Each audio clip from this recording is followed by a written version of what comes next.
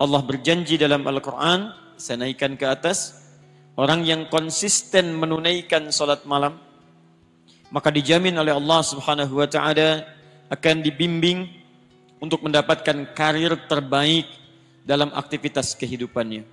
Terbaik di sini bukan sekedar mendapatkan harapan menempati posisi tertinggi, bukan. Tapi posisi yang terbaik untuk memberikan maslahat pada dunia dan akhirat Anda.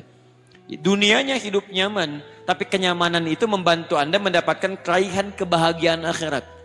Anda hidupnya tenang, asetnya banyak, kekayaan melimpah, tapi dengan semua itu Anda tetap dekat dengan Allah Subhanahu wa Ta'ala. Silahkan gali dari segi sejarah. Sudah banyak contohnya. Uthman bin Affan radhiyallahu taala anhu, Abdurrahman bin Auf, Tamim ad-Dari radhiyallahu taala anhum jami'an. Silahkan cek keterangan Imam An-Nawawi dalam kitabnya At-Tibyan. Sering saya ulang-ulang.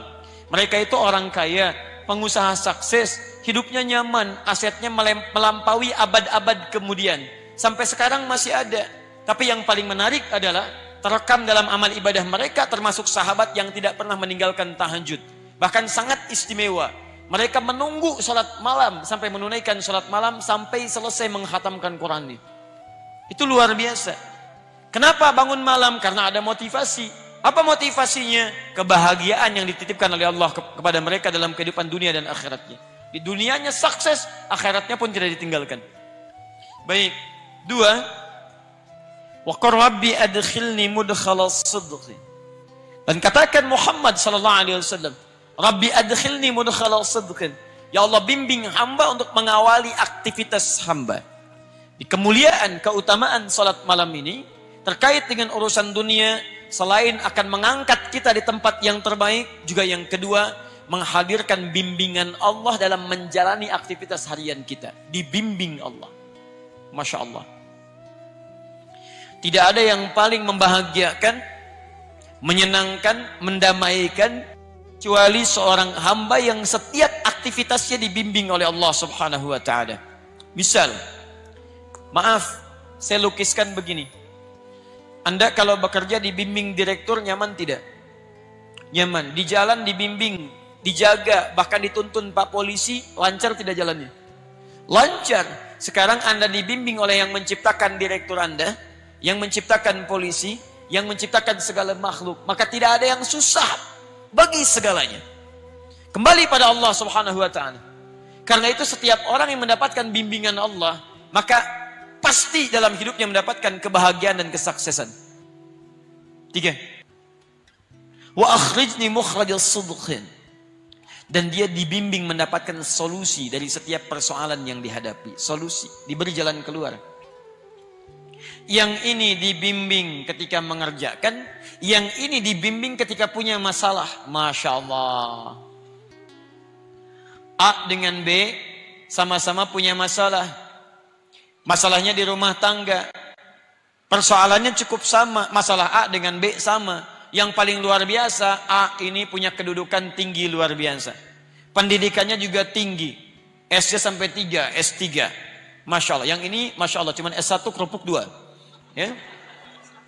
Pendidikan tinggi, harta melimpah, masalah sama dengan keluarga, cuman persoalan perilaku dan sebagainya. Beda pendapat. Apa yang terjadi? Yang ini cuman dengan senyuman selesai.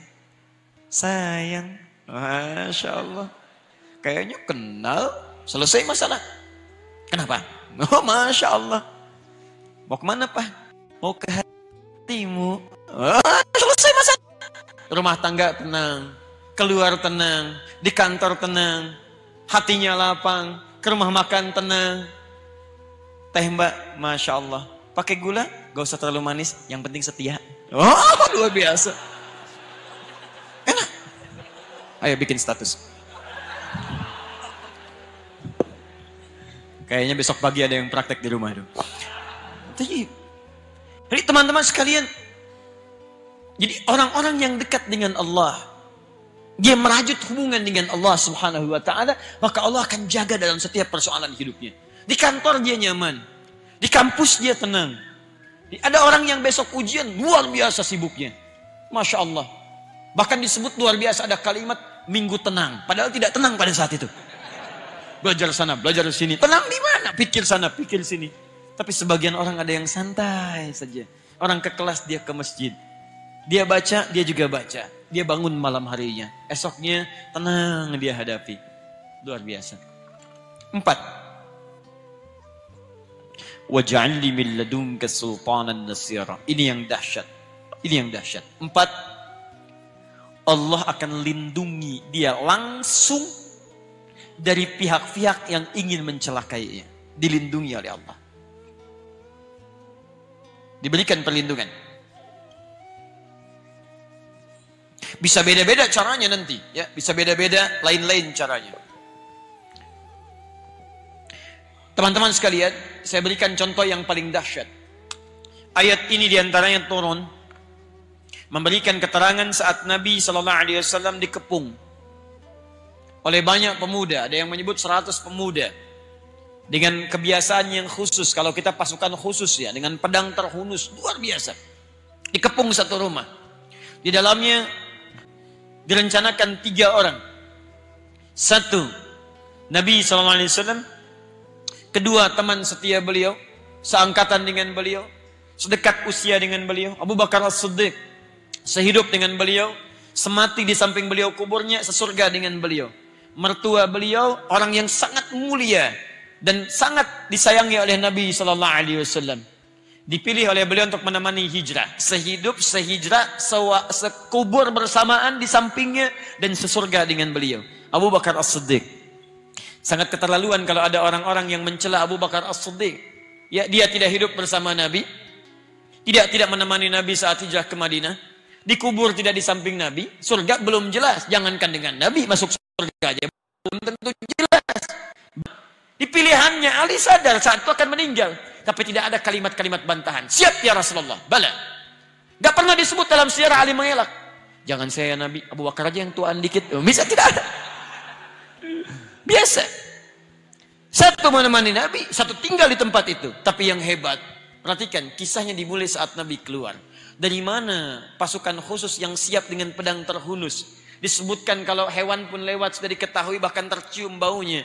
Tiba-tiba seorang Nabi Rasulullah SAW ditemani sahabatnya radhiyallahu taala anhu jalan keluar santai saja. Santai lewat, dibikin ngantuk oleh Allah, tertutup.